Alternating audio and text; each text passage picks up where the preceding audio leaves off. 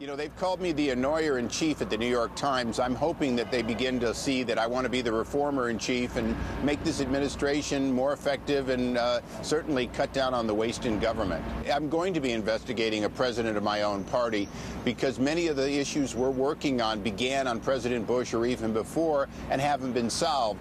Certainly, when we look at the failures of Freddie and Fannie, the countrywide scandal, those all began during President Bush's time.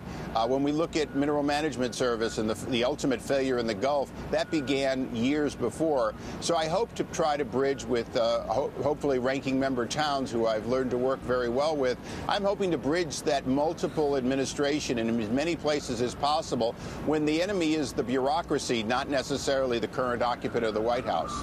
I don't have any subpoenas to the White House. I have several hundred letters, most of which have not been responded to, that I'm going to ask the White House to dust off and answer our questions.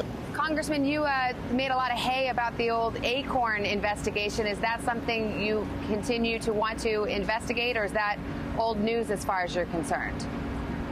Well, I think it's very important that we look at ACORN as something that occurred. It was criminal activity, and it used government money and nonprofit money both to do politics. There's certainly going to be other examples on the left and on the right where we at least have to deny them nonprofit status and government money if what they're doing is being overtly political. And I want to continue on that on a nonpartisan basis with my ranking member.